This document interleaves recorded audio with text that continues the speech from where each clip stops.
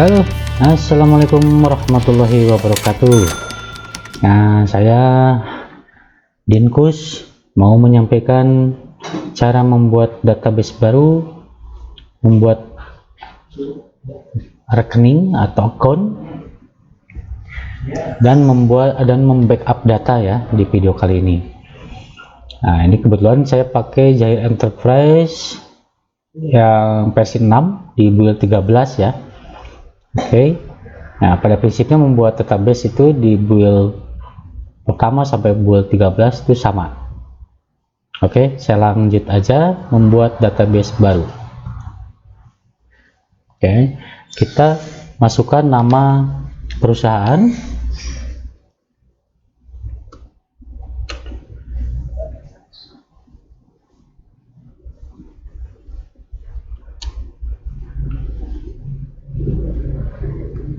Oke, selanjutnya kita isi alamat.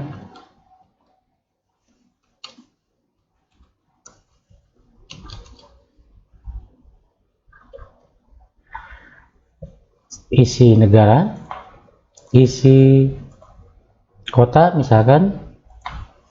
Nah, kode pos, nomor telepon, nomor fax.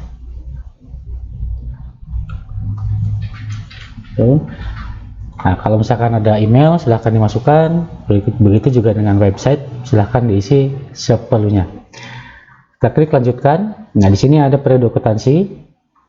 Saran saya memang baiknya di periode akuntansi itu dimulai dari Januari ya, biar nanti laporannya full selama 1 tahun.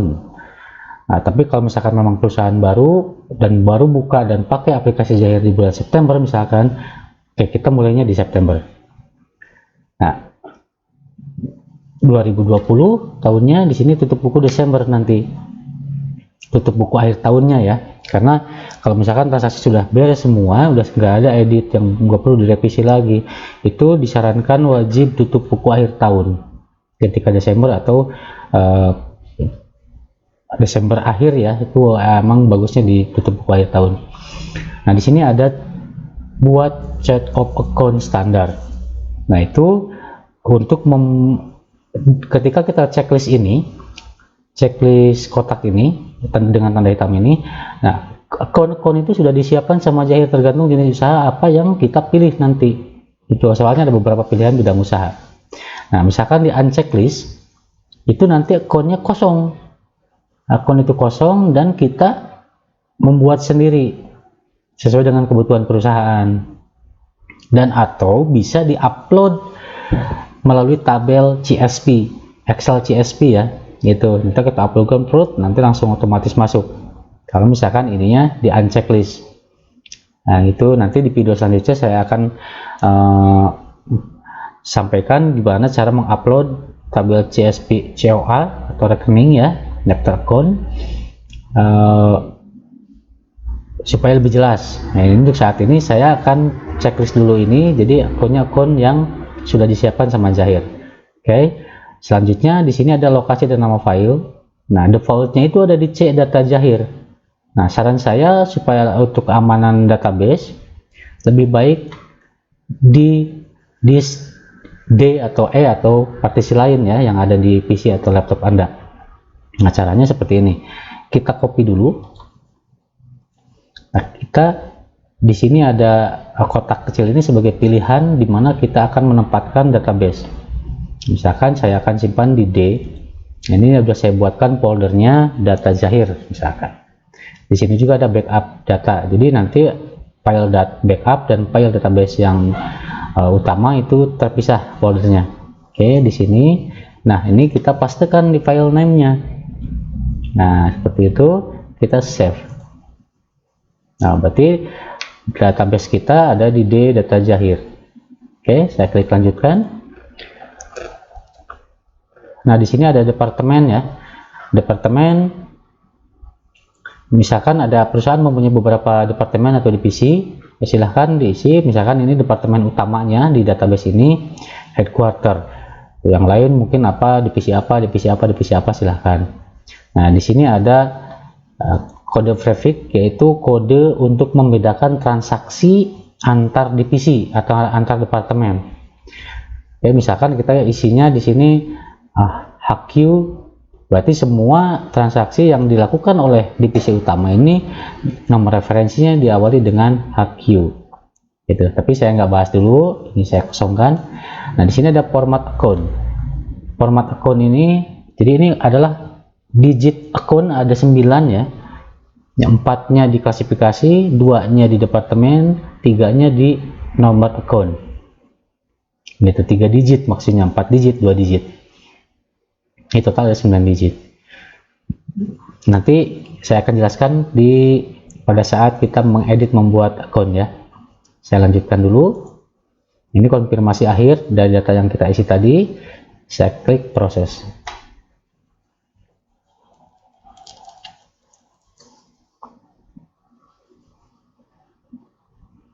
Oke, saya lanjutkan. Ini jenis usaha.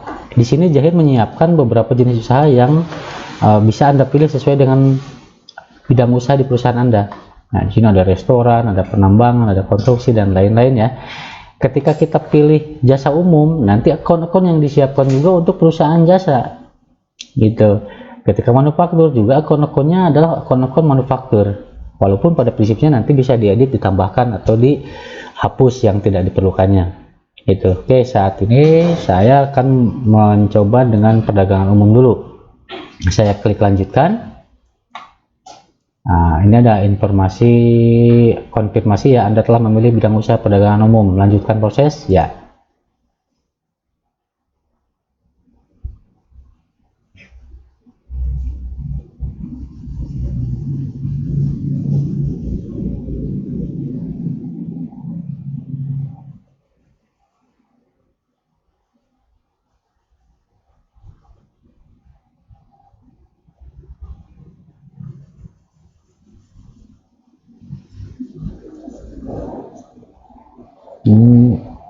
Jahir sedang menyiapkan akun ya, akun-akunnya sedang disiapkan untuk perusahaan yang di bidang perdagangan umum. Ya, di sini nanti ada konfirmasi mata uang, ya mata uang fungsional. Mata uang fungsional itu karena kita di Indonesia berarti mata uang fungsionalnya adalah rupiah ya. Kode mata uangnya ada, nama mata uangnya ada, simbolnya juga ada. Oke, saya lanjutkan.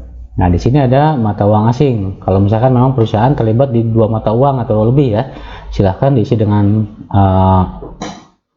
seperlunya. Nah, nilai kurs di sini juga bisa berubah-ubah pada saat transaksi terjadi. Jadi misalkan pada saat transaksi tanggal sekian, kursnya di 15.000, itu dirubah pada saat transaksi. Jadi diupdate terus nilainya berdasarkan transaksi yang terjadi. Oke, ini saya nggak kupas dulu. Nanti di video selanjutnya saya kupas. Saya klik dulu lanjutkan. Saya klik selesai. Nah, ini sedang menyiapkan database barunya. Nah, database baru sudah selesai. Nah, yang kedua saya sampaikan dulu cara membackup ya. Jadi biar kita tidak lupa, kita backup dulu nih. Caranya di file, backup data. Nah, di sini defaultnya juga sama, dicek juga data Jahir ya. Tapi saya sangat menyarankan lokasi backup ini ada di D atau di partisi lain ya selain C ya, untuk keamanan. Nah, saya coba buatkan di D, backup Jahir. Jadi foldernya berbeda nih. Nah, contoh misalkan hari ini tanggal 25 September 2020. Nah, kenapa ada tanggal adat bulan begini? Jadi untuk membedakan dari hari ke hari. Barangkali mau di backup per hari. Saya save dulu ya. Nah, gitu. Jadi nanti besok tanggal 26 kita tinggal rubah tanggalnya 26. Terus lanjutkan dan seterusnya. Jadi saya rubah lagi. Jadi ada backup tiap hari nih. Jadi ini manfaatnya seperti ini, ketika ada trouble di tanggal 26, oh kita restore lagi deh data backupnya yang tanggal 25 atau tanggal sebelumnya, boleh. Itu untuk memudahkan restore data. Jadi kalau nama filenya satu, dia setiap hari akan menimpa. Jadi saran saya dibedakan filenya untuk memudahkan kita mengecek data per tanggalnya gitu. Jadi saran saya ini dibedakan tanggal, berikut juga bulannya kalau memang sudah lewat bulan berikutnya gitu. Nah, di sini ada backup otomatis. Backup otomatis ini juga bisa dipakai. Misalkan kita klik aktif backup otomatis, ini kita mau backup per berapa menit, misalkan backupnya per 60 menit misalkan gitu, atau per 2 jam, per 120 menit, silahkan sesuai dengan kebutuhan aja. Nah, nanti dia akan membackup secara otomatis per 60 menit per jam ya, misalkan gitu. Nah, tapi di situ nanti anggaplah ada jam kerja 8 jam, berarti ada 60 kali membackup. Ada 8 kali membackup selama sehari gitu. Jadi kekurangannya di situ memang nanti disknya atau harddisknya kemungkinan memang akan cepat penuh, berbeda dengan misalkan per hari, 1 hari sekali gitu. Tapi maka itu sisi mana yang akan dipakai tergantung dari kebutuhannya ya. Ini saya tidak aktifkan dulu backup otomatisnya. Oke. Jadi pahamin mungkin cara membackup itu, saya lanjutkan. Nah, ini proses membackup data. Ini disarankan sangat wajib ya untuk membackup data.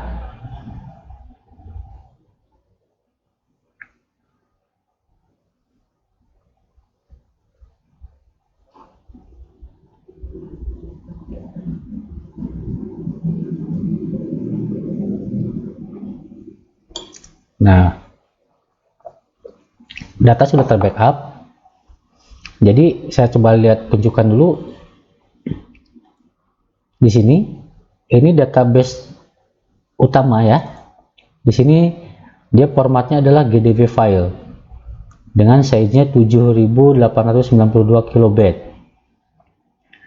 Nah, tapi di data backup ini yang tadi itu hanya 1509 kilobyte. Jadi lebih kecil ya file backupnya ketimbang file database yang sebenarnya itu. Nah, itu maksudnya seperti ini, ada tanggal 23, 24. Jadi ketika tanggal 25 ada trouble, untuk memudahkan kita restore yang ini yang tanggal 24 seperti itu. Oke, mungkin bisa dipahamin. Oke, saya kembali lagi ke Jahir.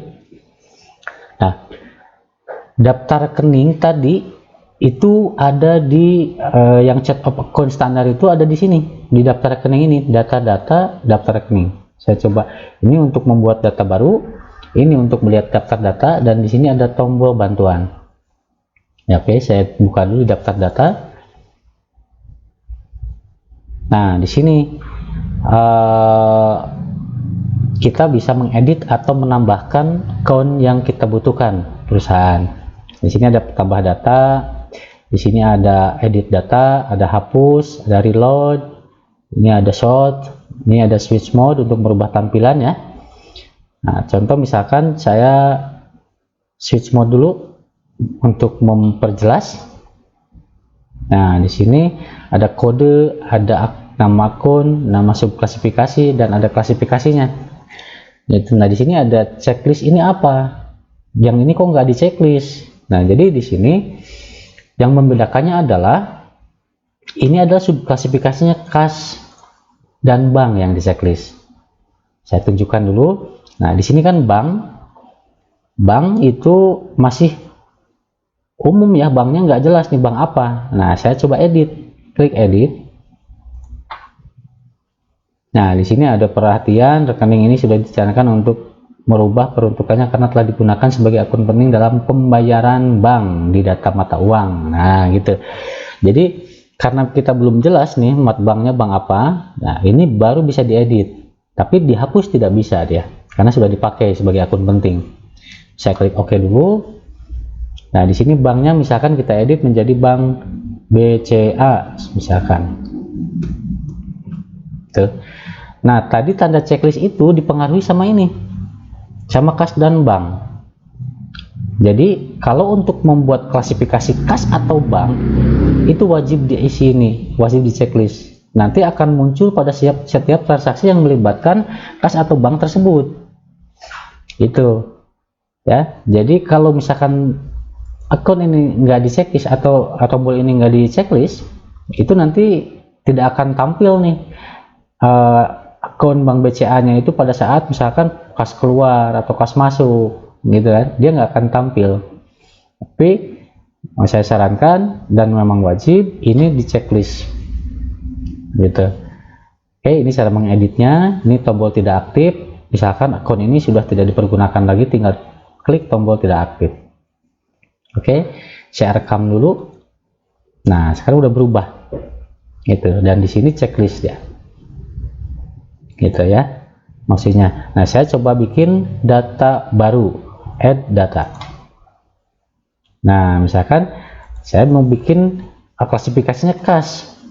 Nah, kas apa nih yang mau dibuat? Misalkan saya buat kas besar misalkan, atau kas apa yang dibutuhkan oleh perusahaan. Ini di checklist gitu. Ini juga sudah otomatis kode akunnya ya. Nah, klasifikasi ini ketika mau bikin apa-apa ke akun apa, kita tahu dulu di klasifikasi apa kita mau bikin akun ini. Nah, di sini ada piutang, ada persediaan, ada investasi, ada utang gitu ya. Ini harus tahu dulu mau dipertempatkan di mana akun yang kita buat itu. Jadi jangan sampai salah ketika bikin akun persediaan klasifikasinya kas. Nah, itu salah gitu. Oke. Nah, jadi harus diketahui dulu. Nah, oke, saya rekam dulu nih. Oke. Nah, kasnya belum bertahu. Oh, ini sudah ada, sudah muncul kas besar ya. Nah, di sini ada checklist muncul. Itu tombol kas atau bank, garis miring bank itu wajib di checklist kalau membuat subklasifikasi kas atau bank gitu. Oke, mudah-mudahan bisa dipahamin cara mengeditnya. Nah, saya tutup dulu. Selain di sini di daftar rekening, juga dia secara otomatis muncul di laporan keuangan. Di sini ada buku besar, di sini ada daftar rekening. Saya double klik. Nah, di sini lebih mudah mau mengedit atau menambahkannya karena sudah diklasifikasikan lebih jelas nih ya. Yang ada harta, klasifikasi harta. Nah, di sini ada subklasifikasinya. Ini subklasifikasinya ya. Misalkan kita mau bikin bank deh. Misalkan bank. Nah, kita mau menambahkan, tapi di sini di laporan bisa. Tinggal di ini diklik satu kali. Oke. Nah, ini tadi warning seperti yang tadi ya, jadi sudah digunakan di data mata uang. Oke, klik itu dulu. Nah, klik baru di sini. Oke, oke. Itu karena ini ya, ini belum terregister ya. Jadi, nah kalau misalkan memang pakai installer yang belum terregister, nah seperti ini ya. Jadi minta diregister dulu. Jadi ada maksimal apa ya? Ada maksimal penambahan akun. Oke. Kalau yang Jahir yang versi trial. Oke, saya cancel dulu. Saya exit dulu. Oke. Berarti saya batalkan dulu penambahan akunnya. Gitu. Ya. Nah, jadi di laporan daftar rekening ini lebih mudah. Lebih mudah karena sudah menyusun dia. Jadi kemungkinan salahnya ketika menentukan subklasifikasi itu kecil. Oke. Nah, saya bahas akun penting itu apa. Nih, contohnya seperti ini. Ini misalkan kita edit. Ini ada kan perdagangan umum. Perdagangan umum itu lebih ke penjualan barang ya. Saya anggapnya penjualan barang dulu nih. Misalkan penjualan barang yang sifatnya dijual juga. Nah, berarti di sini ada akun persediaan. Ada warning lagi seperti ini kan, dia sebagai akun penting di data kelompok barang. Oke, ini nggak akan saya tambahkan, tapi cuma saya edit. Contoh misal di sini persediaan keramik, saya bikinnya ya, saya rekam. Nah, di sini tidak langsung berubah. Untuk melihat perubahannya harus close dulu. Bedanya seperti itu. Saya close dulu, saya masuk lagi. Nah, di sini barulah berubah. Itu perbedaannya di daftar rekening dengan di laporan ketika kita mengeditnya. Nah, ada persediaan, di bawah ini ada juga pendapatan. Nah, kita pendapatannya ini, penjualannya kita rubah, kita edit, sama yang ini juga sudah masuk di akun penting data kelompok produk. Oke, kita rubah. Di sini juga penjualannya, karena tadi persediaan keramik, saya juga rubah di sini penjualannya keramik. Oke, saya rekam lagi, dan jadi ada persediaan, ada penjualan, ada juga di sini beban atas pendapatan. Berarti kan harga pokoknya, karena ada sifat dibeli ya. Keramik kan dibeli, misalkan. Oke, saya klik dulu satu kali di sini. Ini sama, sudah akun penting di dalam barang.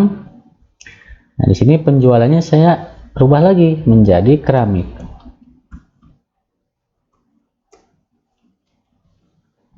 Oke, saya rekam. Oke, saya close dulu ya, biar tahu perubahannya. Nah, sini persediaan keramik. Terus di bawah sini sudah muncul di pendapatannya penjualan keramik dan harga pokoknya harga pokok keramik. Nah, itu saya edit. Saya close dulu. Nah, saya akan ke kelompok barang atau kelompok produk. Karena akun yang tadi saya edit itu nyangkut di data kelompok barang. Nah, untuk membuka kelompok barang ada di data-data, di sini ada data lainnya. Di sini ada kelompok produk. Nah, ini dia kelompok barang ya. Produk 1 nih, ini kan masih ngambang. Produk 1 itu apa sih sebetulnya? Ini bisa kita edit, bisa kita rubah namanya biar lebih jelas. Saya klik edit. Oke. Nah, di sini nanti kelompok barangnya kita rubah menjadi keramik. Gitu. Nah, ketika kelompok barang ini keramik, di sini akun yang berhubungannya adalah harga pokoknya apa? Harga pokok penjualan keramik. Penjualan juga penjualan keramik. Retur penjualan keramik. Persediaan juga keramik. Nah, ini maksudnya kenapa tadi akun tidak bisa dihapus ya. Ada warning dulu. Karena sudah nyangkut di kelompok ini. Jadi kalau sudah nyangkut di kelompok barang ini, si akun tadi itu tidak bisa dihapus. Gitu. Mudah-mudahan bisa dipahami nih ya. Oke. Nah, di sini saya sampaikan juga ada sifat persediaan. Nah, sifat persediaan keramik itu dibeli enggak sih? Misalkan enggak dibeli, tidak disimpan juga. Nah, dia akan munculnya hanya penjualan saja. Misalkan, oh itu dibeli tapi tidak disimpan. Nah, berarti ada harga pokok dan penjualannya saja. Gitu. Nah, karena ini disimpan juga, dibeli juga, dijual juga, makanya semua saya checklist. Ya. Nah, di sini ada sistem persediaan. Silahkan itu mau pakai sistem yang mana, ada 3 pilihan, average, FIFO, sama LIFO. Nah, sini saya pilihnya FIFO. Oke, bisa dipahamin ya. Nah, satu catatan dari saya, ketika di sininya keramik, jangan sampai salah. Di sini nama akunnya itu harus disesuaikan, jangan sampai salah. Misalkan keramik tapi di sininya harga pokok 2. Nah, ini nih sudah nanti di laporan laba ruginya dia akan bingung membacanya. Harus diperjelas lagi akhirnya. Padahal ketika kita settingnya benar, nanti di report pun juga kita sudah tinggal membacanya dengan enak. Oke, bisa dipahamin. Nah, jadi ini saya rubah lagi ke penjualan harga pokok penjualan keramik. Nah, seperti itu. Ini akan lebih memudahkan pembacaan di reportnya nanti. Oke, itu pembuatan kelompok barang ya, sama mengedit kelompok barang. Saya rekam dulu. Oke, ini ada konfirmasi sesuai dengan produk yang dalam kelompok ini. Ya, Nah, kelompok sudah berubah. Oke, itu saya sampaikan. Saya kembali lagi ke data lainnya, muncul data-data. Untuk menu-menu lainnya saya akan kupas di video selanjutnya ya. Mudah-mudahan video ini bermanfaat. Kalaupun ada yang kurang atau apa, silahkan komen di bawah ya. Tunggu video selanjutnya dari saya untuk mengupas menu per menu di Zahir Accounting versi 6. Saya akhiri, wassalamualaikum warahmatullahi wabarakatuh.